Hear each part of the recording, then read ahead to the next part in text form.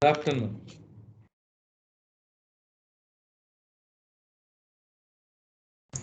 Good afternoon, sir. Good afternoon, sir.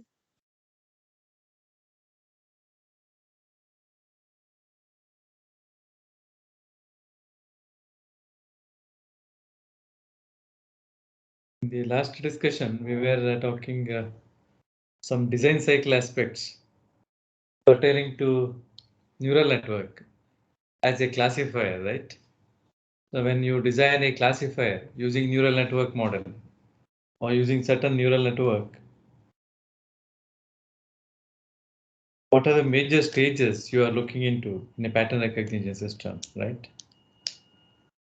Considering a case study, the case study was involving with certain biological signal, right?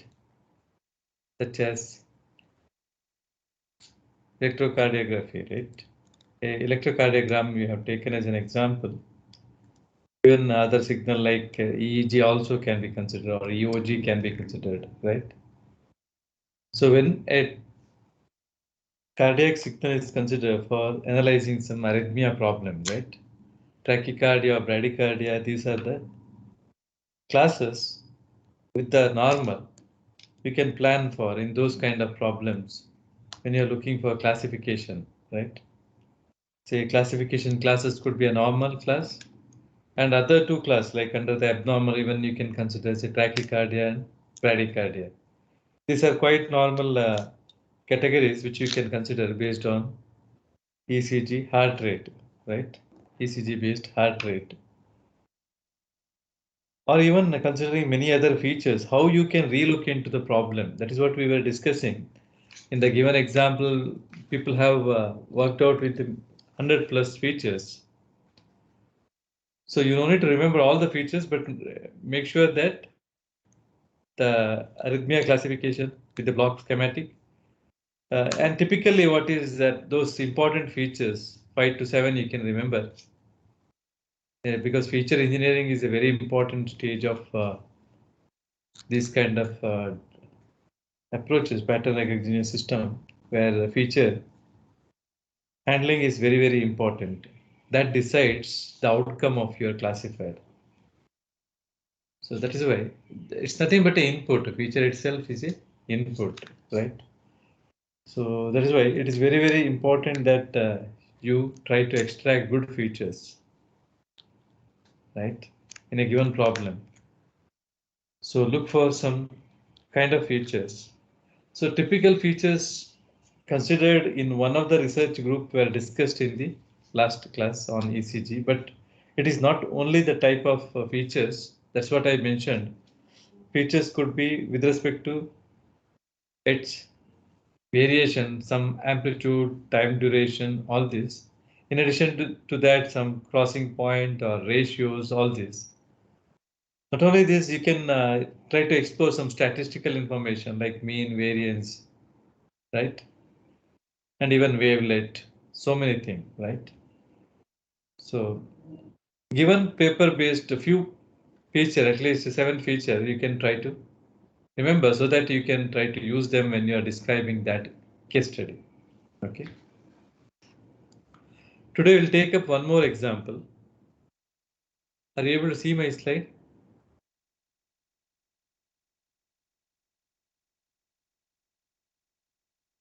Are you able to see my screen? Yes, sir. Okay. Yes, sir. Okay, thank you. So we'll take up one more interesting problem which people are taking widely nowadays to automate or digitize the information which we generally see in the pathology lab, right? So we are expecting this domain to be, or this area of hospital expected to be digitized soon, right? Some hospital may be already done, but the majority of the hospital are yet to plan, right? So especially, you know, what is pathology? When it comes to pathology, you know, there are a lot of blood or tissue samples they take and they collect it and they monitor these under the microscope for extracting suitable information like maybe blood component or some count or some pathological information from the respective sample, right? They may have to extract, they have to note all this manually when you want to do it. It is a time consuming and stress task, right? But when you can convert this kind of manual procedure into automated, like with the computer aided tools or robots, right? Today, you know that many area like manufacturing industry are converted into robotic. Similarly, in hospital also, we are expecting many robots come in the future, right? So when you're thinking, this is also a kind of robot you are planning for handling the sample. Initially, you digitize it, then try to get some information from the sample by making use of some digitization framework altogether, right? So digital pathology, as such, it is concerned with a pathology lab having all the samples in around. You convert it to digital, store it, retrieve it whenever it is required, or transfer or transmission of that. All this may be coming under the umbrella of this whole title. Is a huge topic. Under that, I will just take some small case study. Okay, just giving overall idea and just take a small case study here.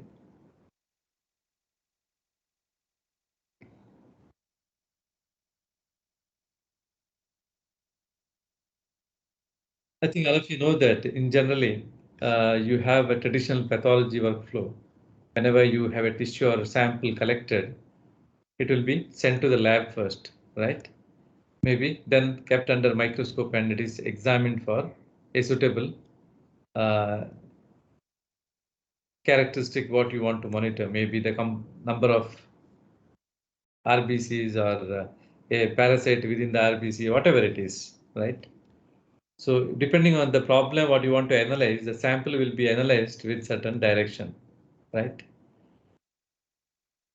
So the patient diagnosis involves the sample collection and observation under the microscope and taking decision, right? This decision-making approach, when you see how it is seen automated, right? In a current day scenario where people are looking for doing automation. But first stage cannot be eliminated here. The first stage of collection of sample will be retained as it is in the hospital or wherever at the site. And the second stage also is retained. Presently, it is there. It is not a non-invasive technique. Okay, presently, this digitization process involves collection of the sample from the patient, and you may have to make a slide, glass slide. This is same as traditional approach. Once you prepare a glass slide, here onwards, your digital domain may come into picture. You can acquire the information using camera-based some microscope. That is what we can refer it as digital microscope. Okay.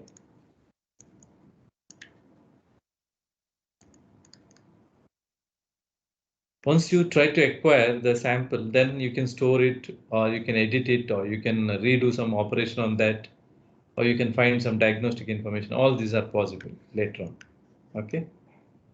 And you can generate, if possible, AI-based tool can detect some signatures and it can say, or it can generate a report also based on that. If it's a completely self-sustained robot, which you have designed with the AI technique, then it can generate a report. Okay. Otherwise, it will help in assisting preparation of the report. Or at least it will try to help you in digitizing in a way, right? So digitization has a lot of benefit even. You know that all the samples cannot be kept for lifetime span, right? In some specific cases like forensic problems, if your sample can be retained over a period of long duration, right? You know that Indian code, how many years it will function on a particular forensic problem, right? If you cannot retain your sample for longer duration, or if the characteristic of that sample changes, then the analysis after several years may be getting into problem. So in those specific areas also, if you consider digitizing it really will store the information as on the same day in digital form, right? Can be analyzed anytime, right? After later time, right? That is a benefit. So anyway, the digital pathology general workflow can have some portion which is followed in the digital, like slide preparation, glass slide preparation. Till that, it is a traditional approach. After that, you find a digital framework or a kind of digital based systems or tools. You'll be using digital tools here for getting a report generated or for storing the information, all these things.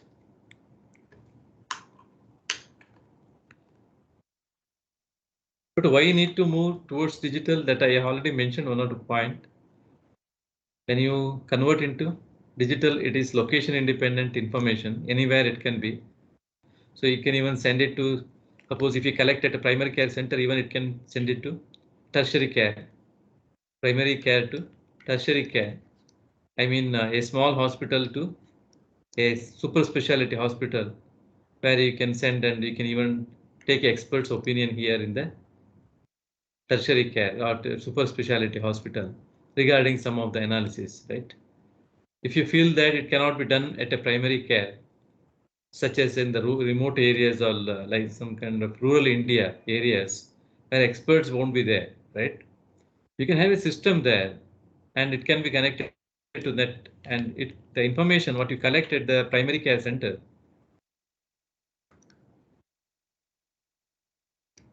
such as the digitized sample could be transferred to the facility where you have a expert, right? Using telemedicine setup.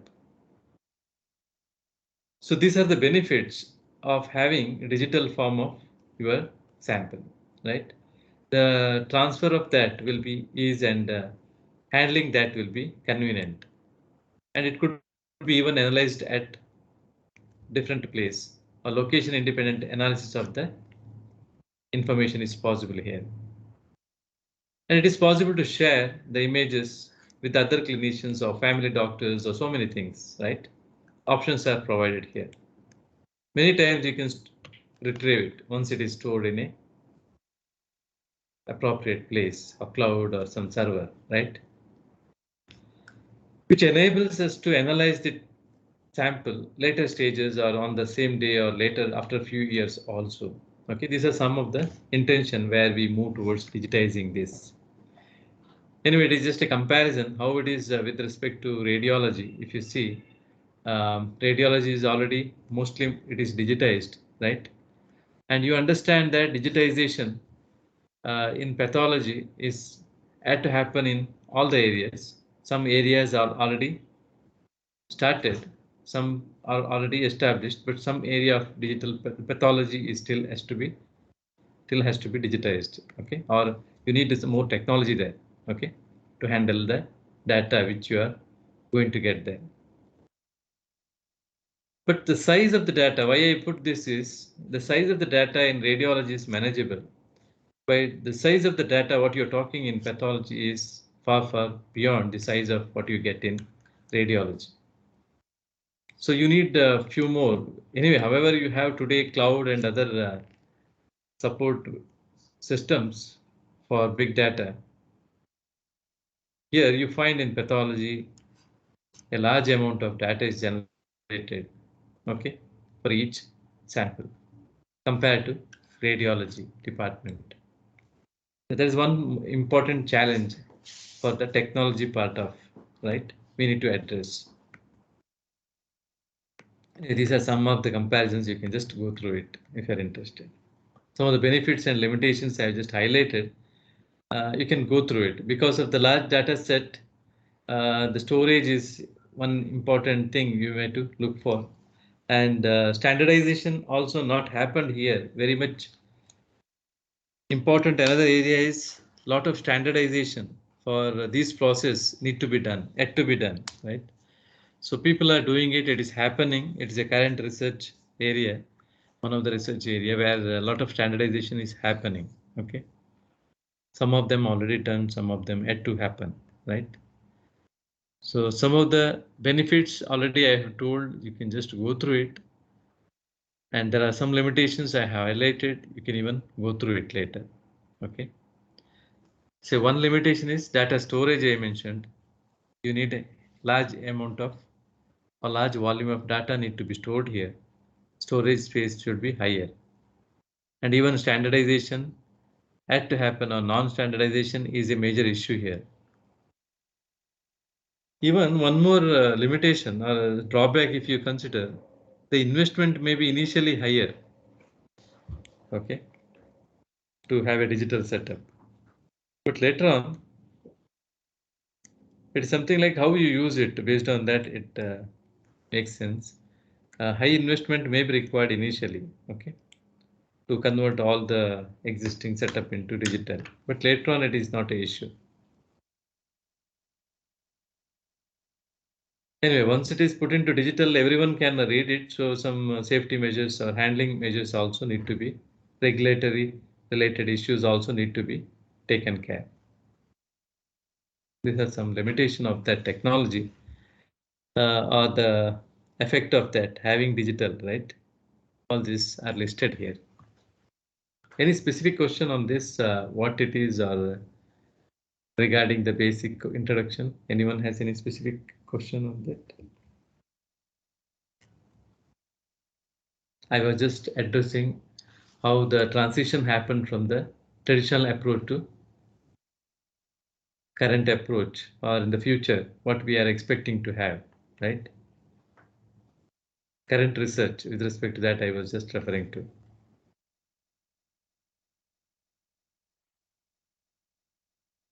Okay, especially you know the definition of pathology. As such, you have various subdivisions under that. You find clinical, anatomical pathology, etc. One important area under that is histopathology, which refers to examination of various form of tissue. Or even sometimes you refer to blood cell. In that case, you call it as hematopathology. These are various sub branches of, right? You may be studied in your various subjects. I will not explore that. And the component of blood is very much aware of.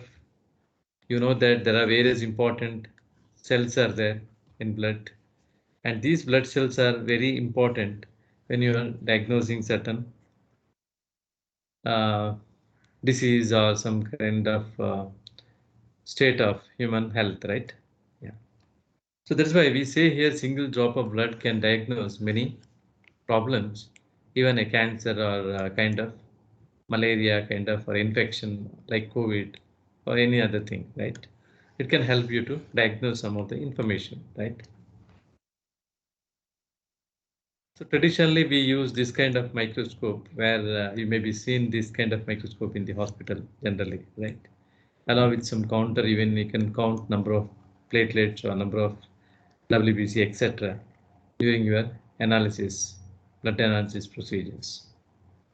And this is how generally you convert a blood sample, blood drop into a sample, blood drop or blood available in a container to a slide, right?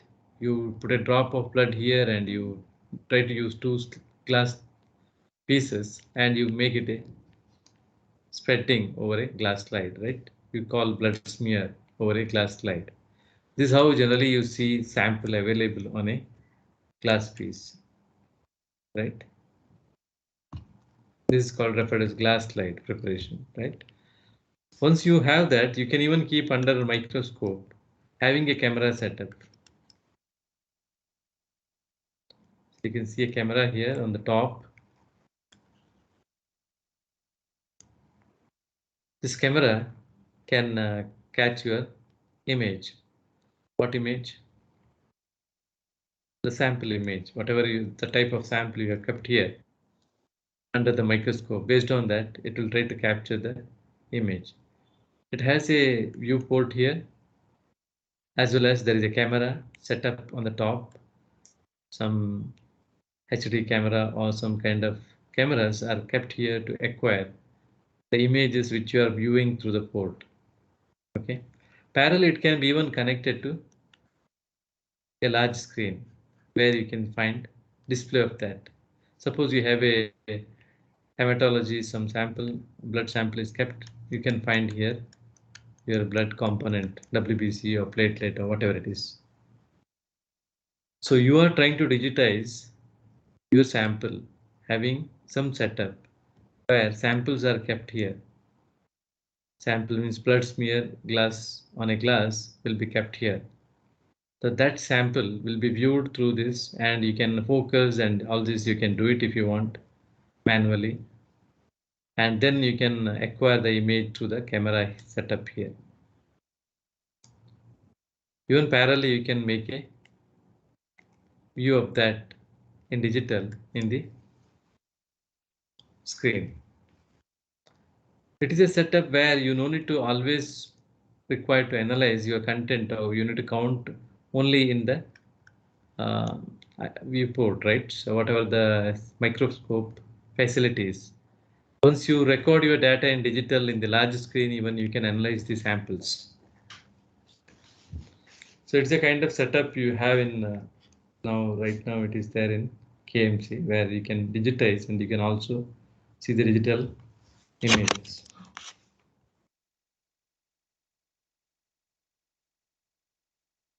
But when you are having a sample on a glass slide, okay, suppose you want to convert into digital, is it enough if you take one image, any one of you?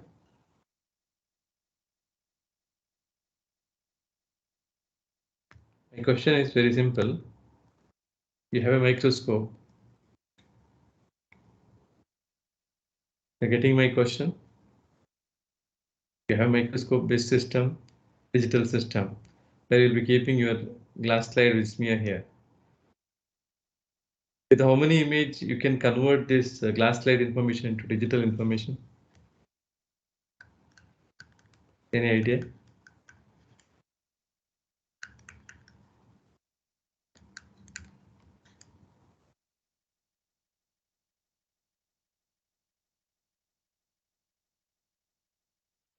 I'm not hearing any voice.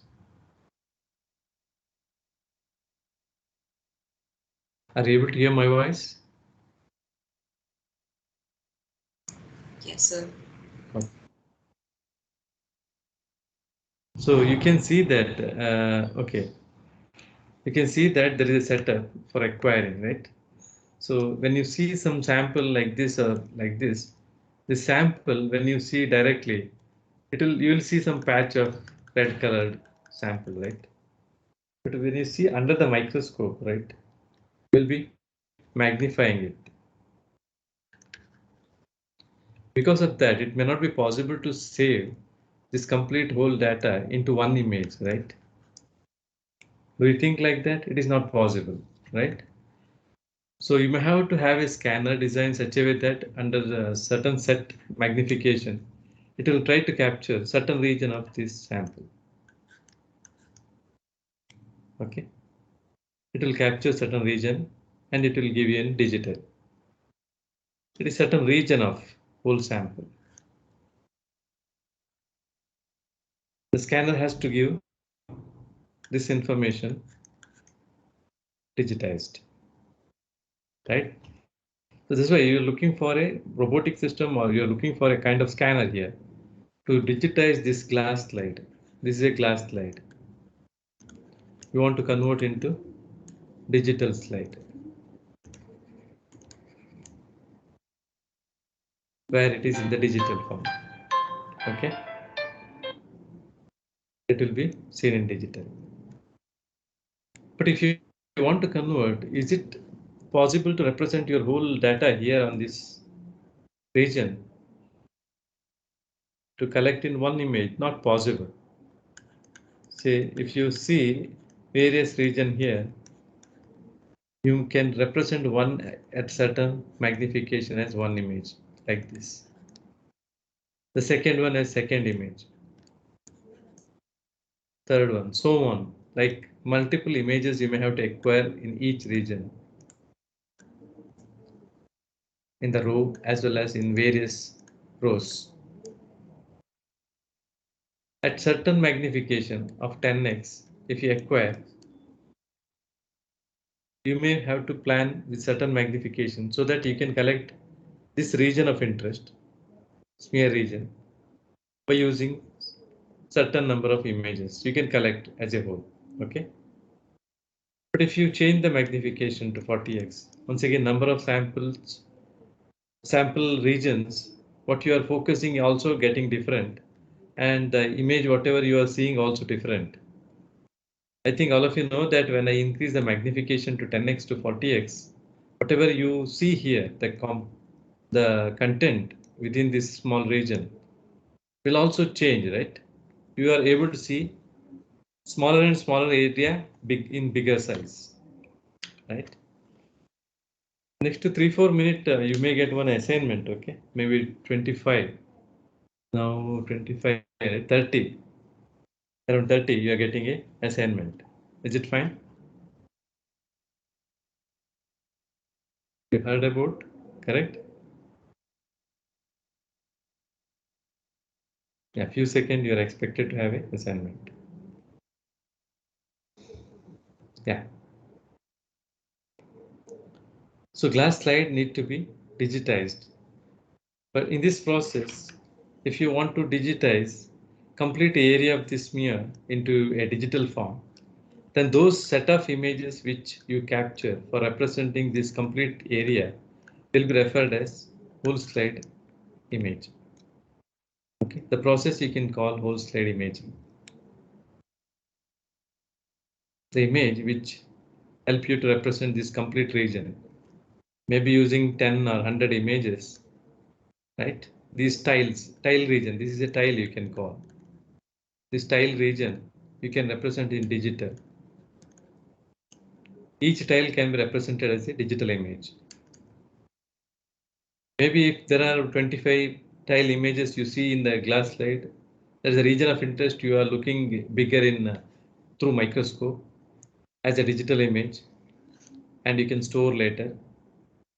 So around 25 image what you acquire will represent one glass slide at certain magnification, say 10x. But when I change this magnification to 30x or 40x, correspondingly number of images or the area of focus will be smaller. In this small area, once again, you are dividing into 1/4 of that you are capturing once again as one image. When you increase the magnification, the region of focus here will be smaller and smaller. And for each image, whatever you are acquiring will be, it is going to acquire a smaller region of earlier, right? When you are increasing the magnification. So you need higher and higher number of images to store those informations. When I increase magnification from 10x to 40x or 100x, you are expected to have higher and higher images to store the same information. Same means the smear information, but actual information when you magnify will look different. Okay, they are entirely a different information. Each time when you change the magnification, the way how you observe, like it is how normally when you see, even in the, yeah, I think all of you experienced microscope in real life, so you know that, yeah. So you can get some assignment, you can wait for that, then we'll continue that rest of the part. Anytime you can expect that.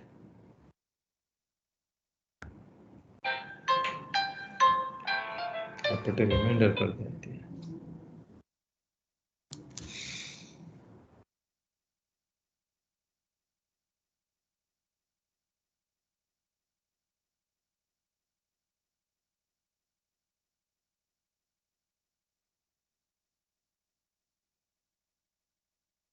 I think it has come out, right? You got the assignment, I believe. Yes, sir. Yeah, please carry.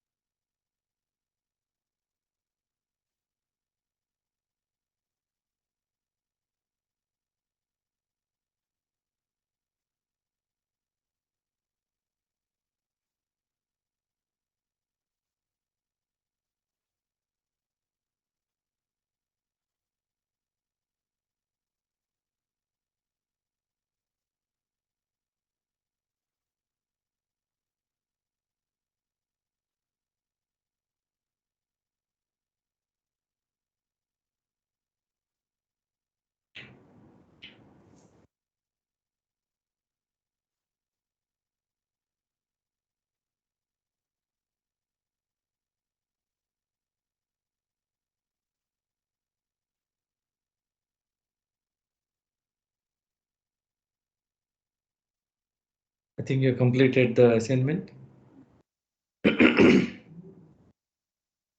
Anyone had issues? Like earlier, someone was telling there is an issue.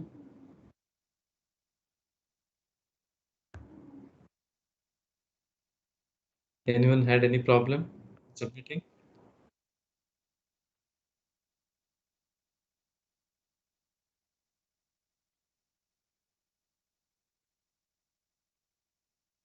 Arshita? Yes, sir. Any problem in submission of assignment? No, sir, it got submitted. Oh, okay. Because some of them were mentioning it's not possible easily sometime. I don't know. Aditya? Aditya Nair? Yes, sir. Means that 1 minute helps.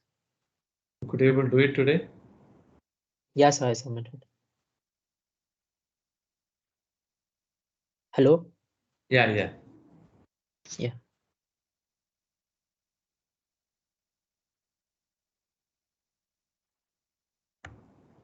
Okay. I think everyone has done that. We'll go ahead with the topic of discussion. Today's is on especially focusing on digital approach for pathology, right? We called it as digital pathology.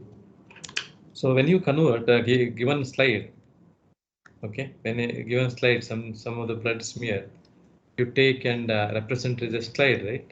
When you are looking for digitize that, when you convert a glass slide into digital form, it may look like this. It could be possible with some scanner or some robot, okay? A kind of digital microscope, which help you to convert glass slide into a digital slide.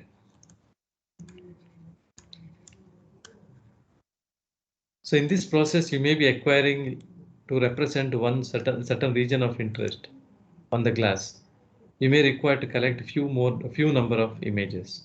That set of images you acquire to represent each tile region of your blood smear may be referred as whole slide image. Okay, maybe 25 or 100 images in various magnification. That is called whole slide imaging. The process is called whole slide imaging, but the number of images what you acquire may be referred as WSI, whole slide image. Okay. That's what I just mentioned. Like when you just see some area, you can see certain component in that or certain cells or certain areas of interest, right? But when you magnify it, you find something different. This region, when you see with higher magnification, this will indicate different parameters even. Even when you enlarge it or magnify it, you will find some more details, some other details. First one and second one and third one are entirely different details of the same sample. Okay, we are talking about the same sample.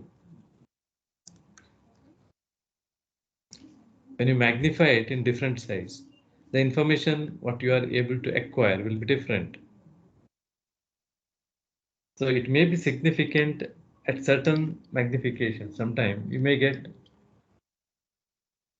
good information for your analysis, whatever it is, how pathologists are doing now. Now the machine, whatever the robot has to do it, right? At certain magnification, it has to acquire and it has to analyze. That is a challenge what you have with this kind of platforms. So that's why the slide, when you convert into a certain magnification into whole slide and in different magnification into multiple whole slides, the whole data is said to be a big data. Okay, that is a large volume of data. One slide represented with many tiles.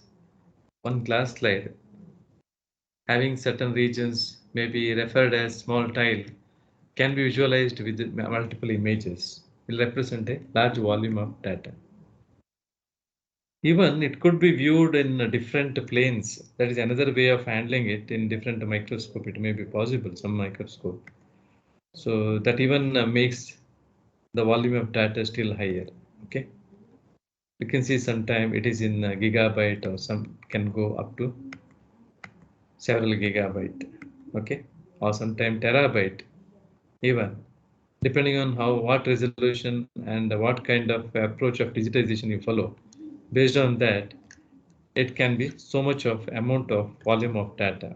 Okay, so said to be a large volume of data, which is one of the major challenge here to address storage, transmission, retrieval, all this, right?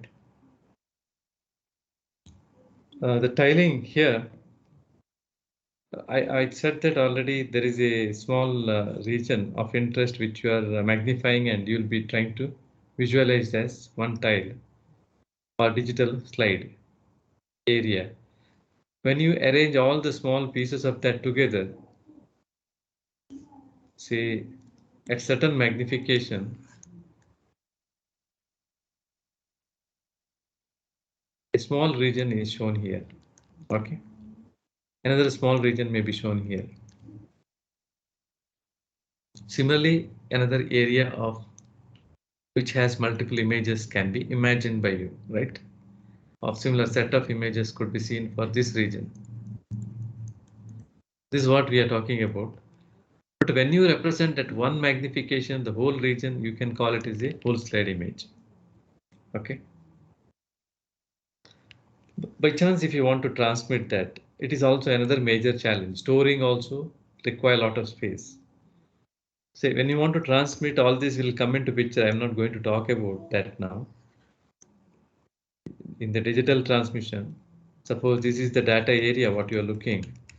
All these images, if you store here, pixel details, it should support with some header. We call different headers here. The dimension of the data is here and the other part of header is here. So you'll be sending your object or a detail of the small region I was talking, right? You can communicate this whole region to another place in a telemedicine application as a frame, okay? A data unit consisting actual data and some extra bits which help you to manage your data transfer, okay? It's called header. Data, actual data and some header. Header information are required to move the data unit from one place to another place in the network. Maybe you will be sending from Manipal and it may reach some other place, Mumbai or Delhi, after a certain second, right? It will reach there through the internet. But when you launch that data from here as a small data piece, right? Small means maybe having several bytes, thousands of bytes together.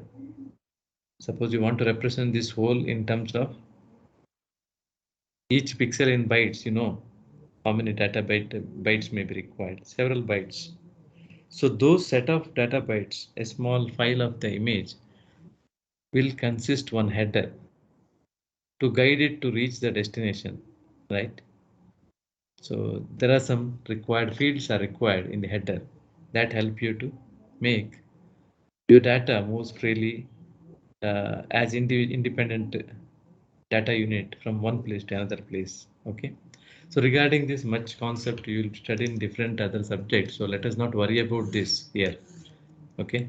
This is kept here for talking something. I just kept. You can just avoid this. If you have not understood, you just leave this. Anyway, it is separately another area of telemedicine, has a lot of details to understand here. Okay. It comes with a network, computer network.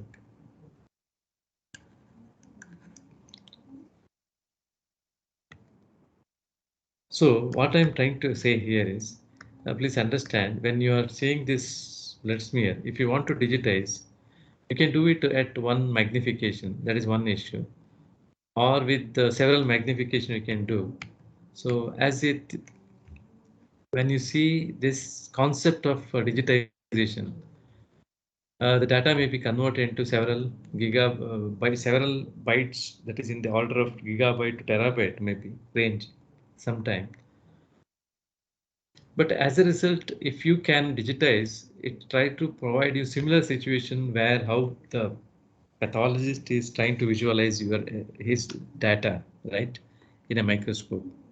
That is the kind of data if you want to acquire it, like with the 10x or 20x or 100x, if you want to visualize it, even after acquiring later in the digital also, if you can navigate through in a similar way how you can do it with the microscope. So then it will give a similar virtual environment where he can see the data once again, considering that as a digital slide rather than actual slide. There will be trying to view digital slide which will have all information at 10x or 100x, 10x to 100x, all information. If you can protect, then it will be useful data which can represent the slide in digital completely. When you're talking that the process of moving it from 10x to 100x or between various zoom magnification and moving around the slide, that process will be also referred as digitization with navigation. You know, navigation means you will be moving here and there, right? You will be allowed to drive through the slide, right? Virtual slide. So it is a type of next generation thought they have. So they have a lot of things to do under that concept, so that you can navigate through a digital slide. Okay. Anyway, somebody is acquiring, how you can acquire a digital slide is shown here. Manually, how you can do that. Keep your class slide here and get a information on the screen. Rather than looking through the microscope, completely you can make as this lens system is hidden inside this unit. So you may be able to see directly the digital information. That also possible, rather than going with the traditional approaches. Let us take a case study here on diagnosis of certain case, such as where, you know, all of you know that how malaria is detected, right? Anyone, can you unmute and tell me what is significance, the characteristic you identify? What is the cause for malaria? All of you aware of that? So how you identify malaria from the blood? Anyone? Can you tell me? Malaria detection. Can you unmute and tell me? We are able to see symptoms of malaria from the blood. Any idea?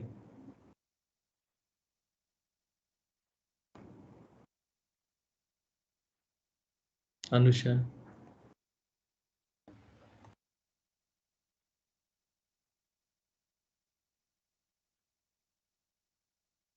So through blood smears, Yeah. Through the blood smear, you may be able to see. How? Any idea? Any earlier So study? the shape of the RBCs changes from Okay. its disc-like shape. So RBC is one important region of interest, right? It is a region of interest for the study of malaria, right? See, it's like that.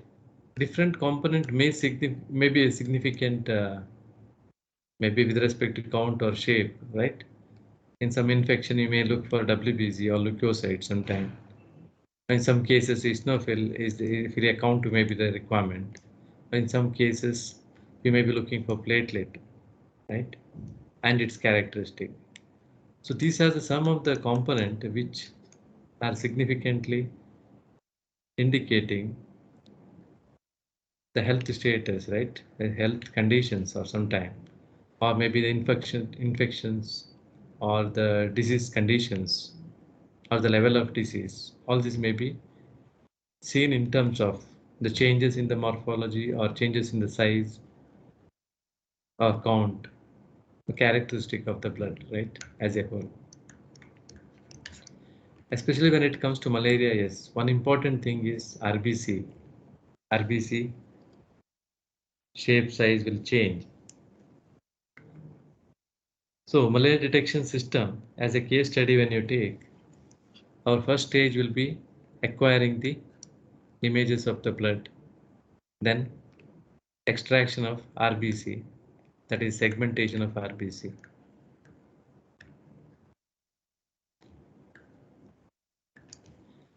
Then if you want to specifically look into the parasite and to identify the stage of the parasite, then you can look for parasite extraction and classification of that. Otherwise, you can just look for checking the RBC characteristic, whether RBC is normal or abnormal. The block diagram what I have given is one of the work carried out earlier by our student on classification of stages of malaria. Okay, that is why I just extracted the parasite here. Once extracted region of interest as parasite, which is associated with the RBC, right?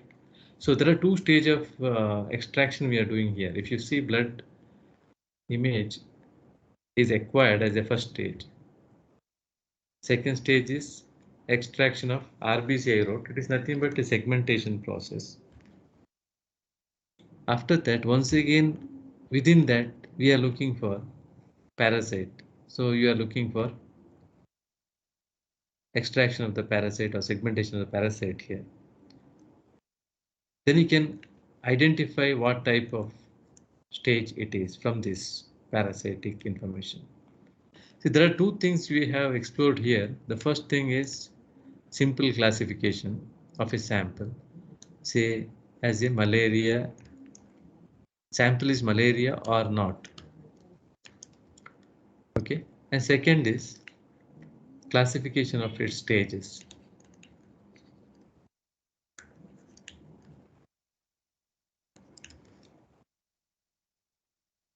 So when I say this, I think many of you have heard about, there are even many stages it has. Some mosquito is the cause of distributing that, right? I think all of you know that. So those stories you can read. I have not told many of the story behind this. But one important thing is RBC is observed during the detection process. So why RBC is observed, as I think Malaika told, right? The shape of the RBC may change from normal, or the size of that may change. The reason is it is affected because of certain external issue, right? So that even if you closely watch it, you may find certain region of interest. From that, even you can say what is the stage of that particular malaria, right? So that is why even it could be initially said to be a two-class problem. Once again, this class abnormal could be divided into multi-class as various stages.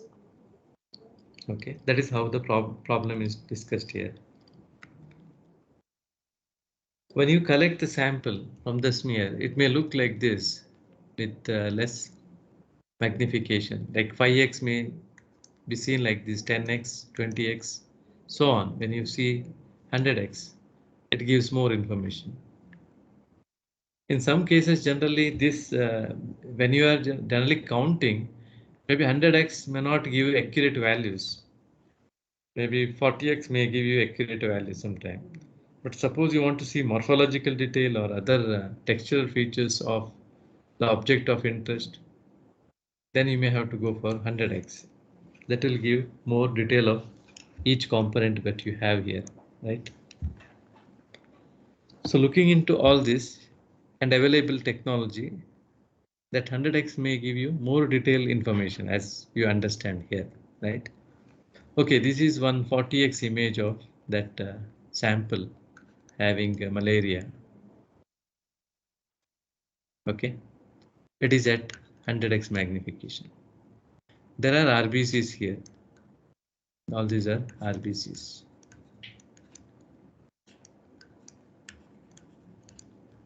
Even you can see some are something different than other, right? They are not like normal. See, all RBCs are not affected here. That is one interesting thing you need to understand. Even though there is a malaria, say all RBCs are not affected. Only few are affected. Okay. So you will not see changes in all the RBCs here. That's where the one more challenge is to check for if there is a change, what is that change, or is it really a malaria or not? Or if it is a malaria, in what stage it is, right? These are the challenges to a particular student to explore or research scholar to explore, right? So this is quite normal. If you just try to see only this region of through your viewport, you may not even able to see the signatures of malaria. It is said to be non-affected, non-infected, or no changes here. It is like quite normal. But when you see here, the shape is slightly different and it's even bigger. You can observe that easily. It's having a parasite within that.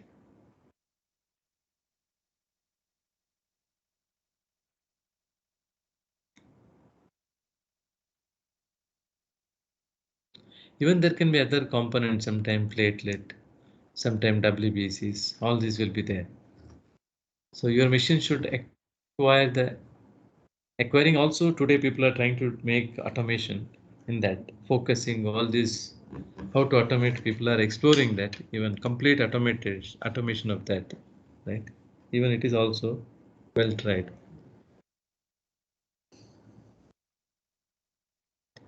So what we are trying to look here is, suppose you want to detect malaria now. Your region of interest is RBC. So you can extract or you can segment RBCs first. And once you extract RBCs, then you can check whether RBC is infected or not. Whether it is infected or not, or it is having a parasitic region or not. That is how you can explore the existence of certain problem, right, within the blood component. A non suppose if it is not having any malarial signatures, you will see it is quite normal. All the samples are throughout the sample you find all are quite normal. RBCs are not affected or not changed. All are most of them are circular in shape. You can see most of them will have circular, right? Some may be because of overlapping and other conditions, even you find, but otherwise here you find a disc type, right? But what happens, the dimension especially you can focus on, that changes, right?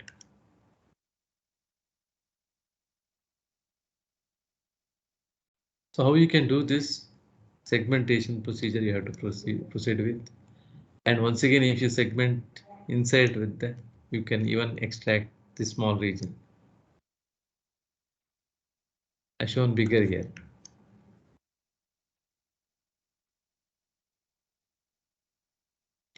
It is one of the stage, trophozoite stage. Okay.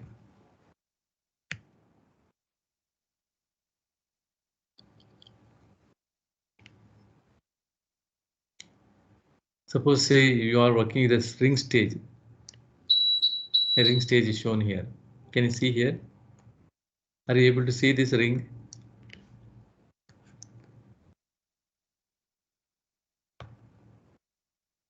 Are you able to see the slide with the ring here? Small ring inside. Yes, sir. Not the dotted one. Dotted one is just we have marked it outside just to say that highlighted. This blue is not the one.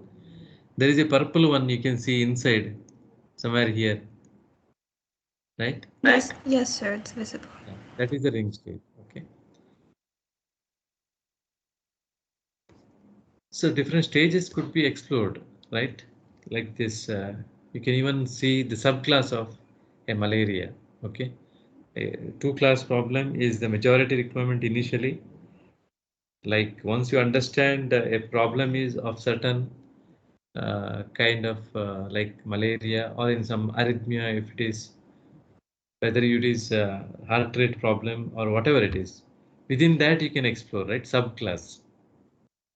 Under that class, you can even look for subclasses. That is where the challenges go on increase sometimes. Complexity also increases in a given problem. So RBC segmentation, how you can do it? Some idea or hint is given here. Say, what we did is in the given procedure, we segmented RBC with the color segmentation procedure. Okay, where we initially took all these different component of. You maybe heard about RBC has three important, right? Color components, RBC, right? As it says that. So you can separate them, right? Red component of blue. The color components, you can separate it, right? So once you separate this, you can visualize that or you can even work out with that. So even it is possible to convert into other models such as YIQ or HSV or HSI. Okay. There are various models here, color models. You can represent a color image in various formats. So if you represent in one of the model or original model as RGB, or if you convert into another model with one of the model, you can try to explore. Looking into its one of the component, you can try to see whether there is enhancement of any significant change in the visualization of any of the interesting region or not. That you can explore. That is left to the designer to think about all these things. Okay. So when you closely watch on this RGB image into different spaces, it may look differently. For example, RGB image here in YIQ color space may look something different. Okay, some area may be enhanced, some area may be not visible properly. Okay, all this may happen when you are visualizing in different domains. So it is an experimental procedure where you may have to adapt and you have to see in HSV space or CMY color space, so on. When you do this, no, then you can explore this region of interest will be enhanced in certain image. Maybe HSV image is showing this more bright. The parasitic region is shown more brighter. If one of the image, if it is giving, or in one of the model, you are able to extract that particular area of interest, a region of interest, parasite, then that component of that model could be used for your analysis. Okay, that is how we work out here. So it is experimental. In our problem, we took HSV as the color space is suiting better for our data set. And in that, one of the component, saturation component, has given better signature quality of our parasitic region. So we have extracted from HSV S component, and in that, especially it was more bright, and we segmented from this image. Okay, so we get lesser error while segmenting. Okay, that is the idea of going with some color segmentation procedure. Anyway, there are various segmentation procedures. You can use any one of them and you can segment the region of interest. It is one of the work what we did, I was just presenting here. Anyway, once you segment it, it will be something like this, right? Area of interest.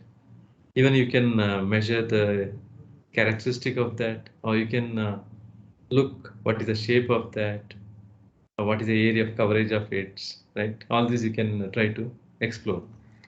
Based on that, you can even decide whether it's a kind of ring stage or whatever it is. If it is a type of ring stage, then you can call it as ring stage. If it is other stages, you can just refer it as respect to other stages. Okay. Anyway, don't worry about subclass problem here. Only two class problem you can talk. I just have shown various other things, what's happening here. This is one of the stage where you can see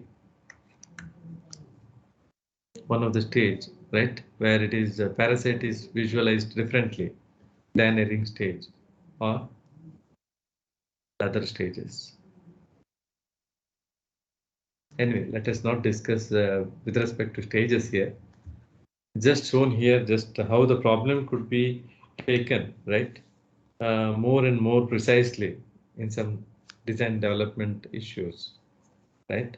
Just show that I have just indicated. It could be more and more complicated when you take more and more finer issues in the problem. If it is just a simple case where you're talking about a simple malaria or not, you need to just check whether the RBC is available as uninfected or not. That's all. You have to just check the RBC, segment it first, then check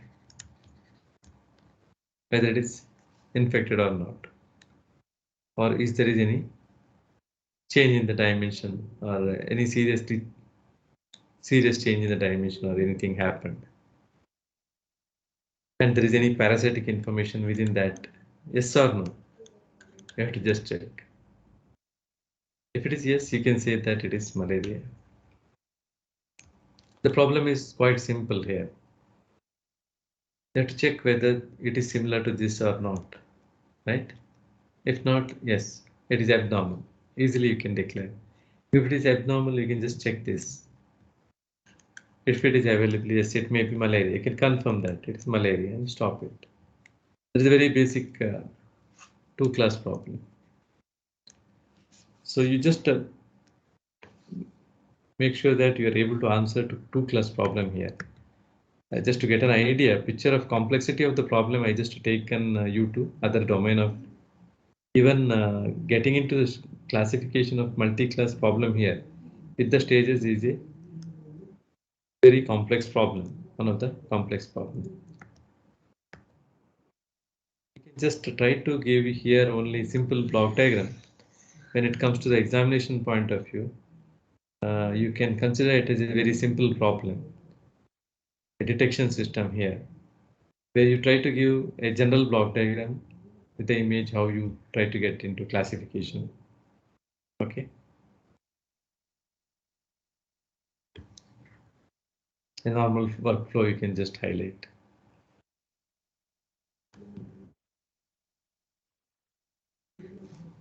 Any question here?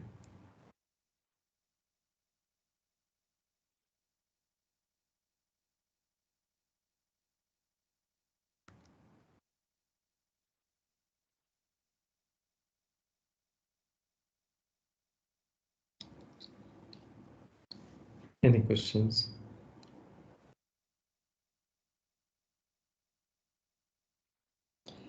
Once again, No, sir.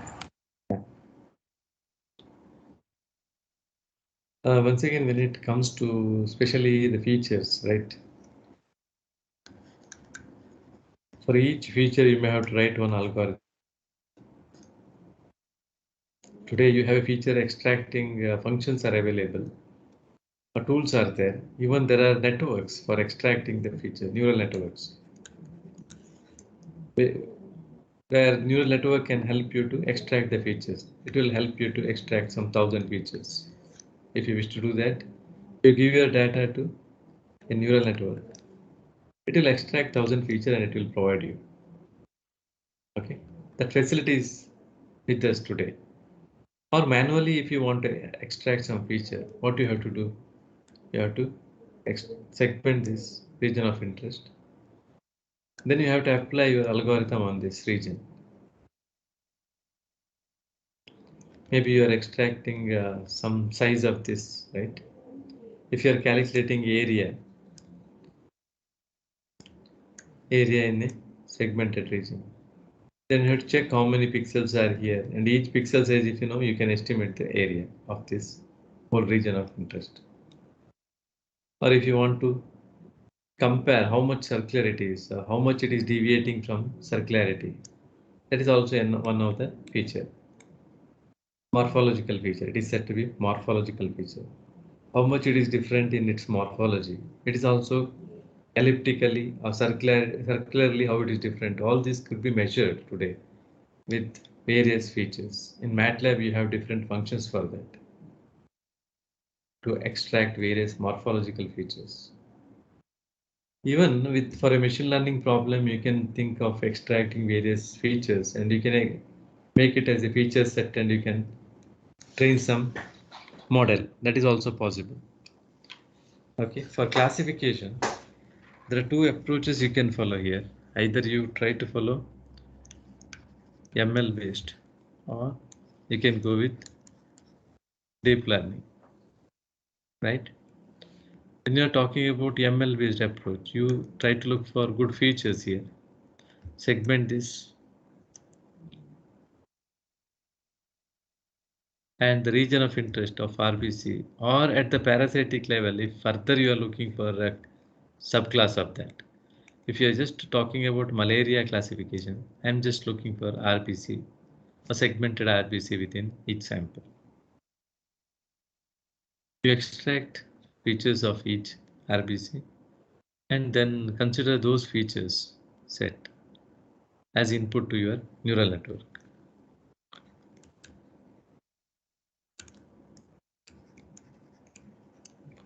Or any other model, maybe clustering or other model also can be used. Okay. SVM, so many other models are there. Use certain model for classification.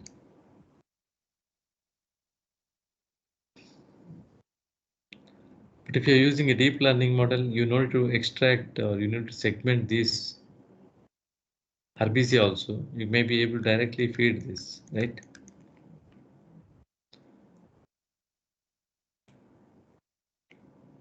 It itself will extract thousands of features. I mean, with the help of various processes like convolution and other technique, it will extract some deep features. Correct.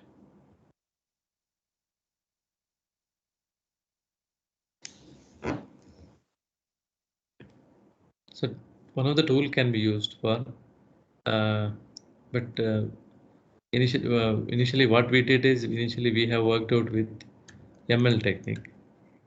So after segmentation, we extracted some of the morphological and some dimensional related features, even some texture features, and those will be analyzed. Okay, those are used for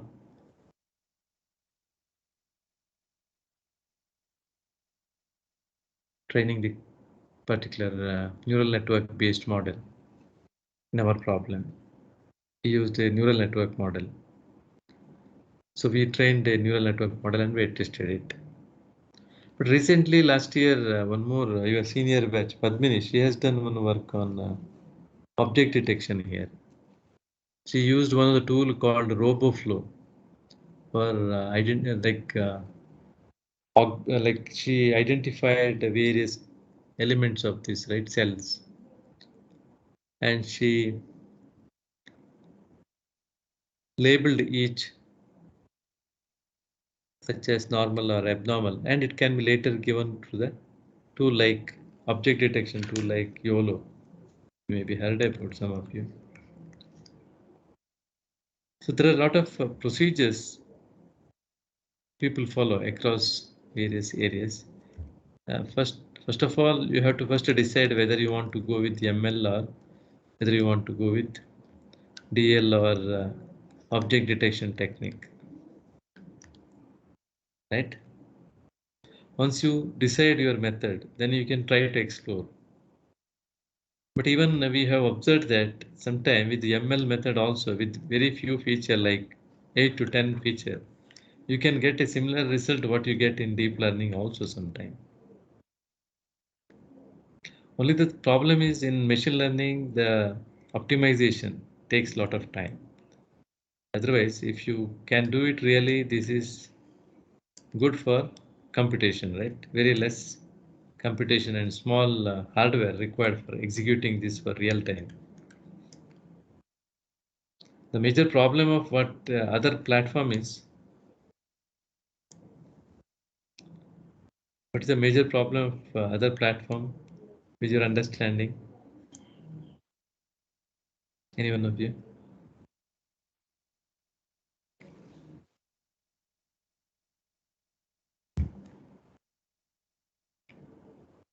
Anyway, it is possible to use any of the model here. That is left to the designer. Okay.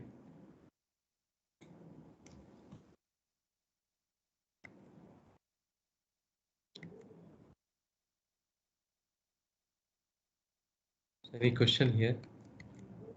This is what various classes, how it look like, stages, multi-stage, and even you can find there are varieties of even malaria, parasite. You can find it is of different types even. We call species, right? So classification problem can be made quite complex when you're talking about different species of data and different stages.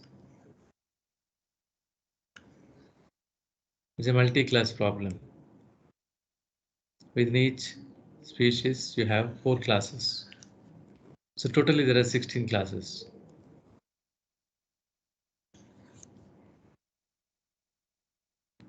Quite complex procedure here to train. So still you can do that.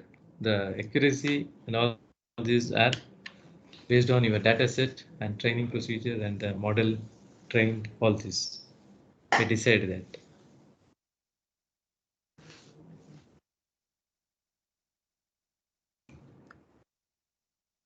So initially we are talking about very simple form of problem, malaria or not, that's all, right? So it can be even taken to next level. Whether it can have different stages. Within a species you can work out 4 stages you can talk, or even you can even try to consider different species.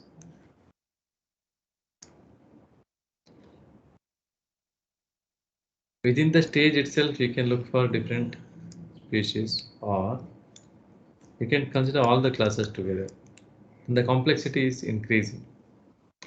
16 class problem. Okay. You need a huge data set to explore this.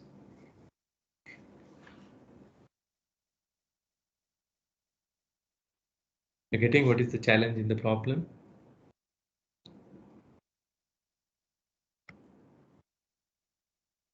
Okay, when you call, let's say, malaria, non-malaria,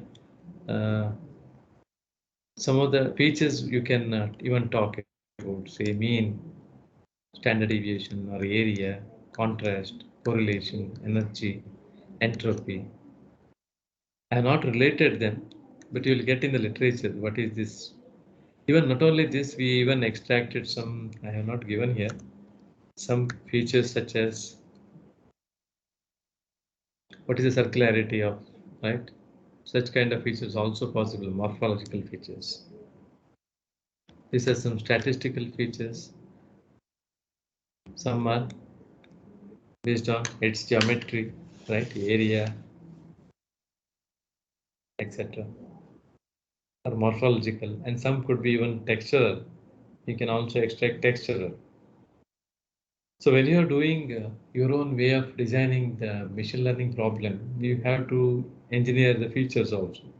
Your input you have to design. This is a very much essential task. You may have to focus. Where the first stage of getting this feature engineering will take a lot of time. Data collection and that may take around more than 70% of time. You may have to work out your huge amount of time on collection of data and also feature engineering. Collect features, select them. If not good, you select other thing. Experiment on features. Okay, this is also another important area. You take a lot of time.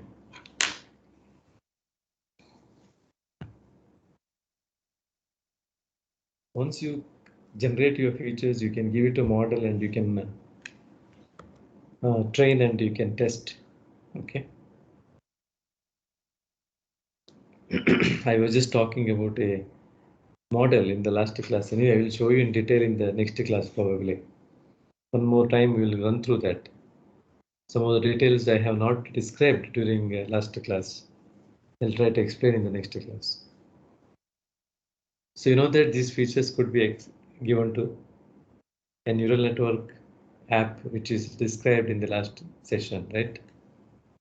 That app could be trained with this kind of inputs for each sample. Say, you can see the difference. Suppose if you see area of a particular malaria, non-malaria, number of pixel maybe it is. I'm not very sure. Not remember right now. There's a lot of difference in the values. Contrast, there will be difference. Entropy. You can see the differences here between the feature.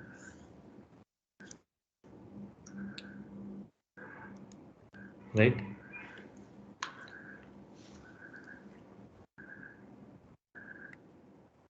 And regarding this, we'll discuss later. Even you can generate some confusion matrix and ROC curve, and you can try to understand what is the performance of the classifier. So, for example, here you can see performance of our classifier at that time was around 97% for two-class problem. Okay. Let's say about two-class problem I'm talking, malaria and non-malaria mostly. Yeah, two-class problem. When you get into 16 class, it may not be the result you are going to get. You may get 60%, 70%, 80%, so on. It depends on how you design it.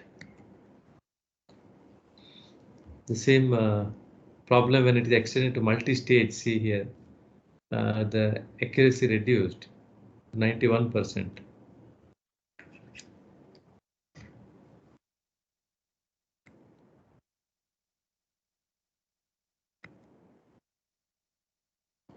Anyway, when you experiment on different classifier, maybe one of the classifier, neural network is giving 96, whereas for stage classification you got a 90.4. Species classification we got 86. See, stage classification 90, two-class problem around 97, and species classification is still lesser, right? Around 80 plus. See the differences here. Even classifier to classifier it can change. A rule-based classifier of stage gives around 91%. So that is given higher in this case actually compared to neural network, because we didn't had for stages multiple data. Okay, we cannot rely on this result also on stages, because we had only few set of data during that time. It also matters.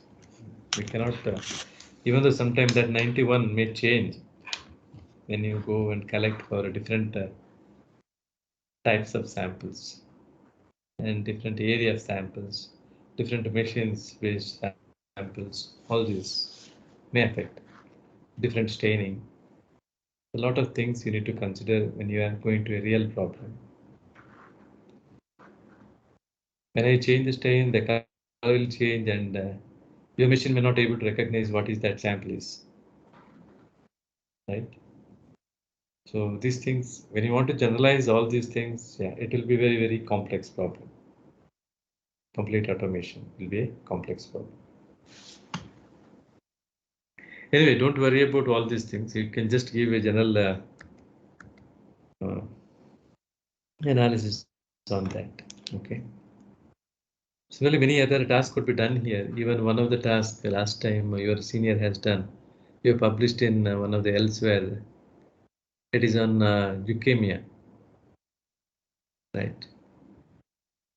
So you can see here one of the group have done very good work on leukemia diagnosis using YOLO. Once again, it is an object detection technique we have adapted, where you are looking for WBC extraction and classification based on WBC. So what is leukemia? Any one of you? Any idea? No, we'll stop here. Before that, can you tell me what is leukemia, or why you are interested with the WBC in that case? Any one of you can tell that. Unmute and Sir, it's a form of cancer of the blood cells. correct. So when you're looking for certain cancerous information, right? That kind of information will be relevant when you monitor WBC. The number of WBC or the number of WBC or the characteristic of WBC changes a lot in that cases. It's because of that. Generally, people may explore in those kind of problem WBC as region of interest. Okay, that's why in case of this problem also we have taken diagnosis of leukemia through detection of this kind of problem. We went through making use of WBC of blood smear or images acquired from microscope. In that, WBC was the region of interest. When you have a normal blood, something like this, will have some WBCs, leukocytes. When it's a special case of, right, you find the number changes. That is why the interest has come to that WBC. The number of WBC seen increased several times, right? But it is not only increasing, even the characteristic of that also changes. Because in our study, we have not much focused on count. In this present paper, we have not. In one of the earlier paper, we were just focusing on count. But in this given paper, we just focused on features of that. Okay, characteristic of that, especially characteristic change from normal to abnormal. That we extracted and that we used for training the models, and we got some significant good results on that. Even the count also one major issue. When you check, the count itself is indicating that there is a problem, right? But when you closely watch this characteristic, even it can tell you what class of under that class, right? Subclasses you can work out. So it is something like how complex problem you want to take under the title of. Say maybe you just want to see two class problem consisting normal and abnormal, or whether you want to study all the stages or all the categories of all the types of. This makes that problem more complex sometimes. Okay. Anyway, let me stop here. We'll check sometime later what is the other characteristic or other interest there. Okay, can discuss sometime later. Any questions here? Otherwise, I'll stop here.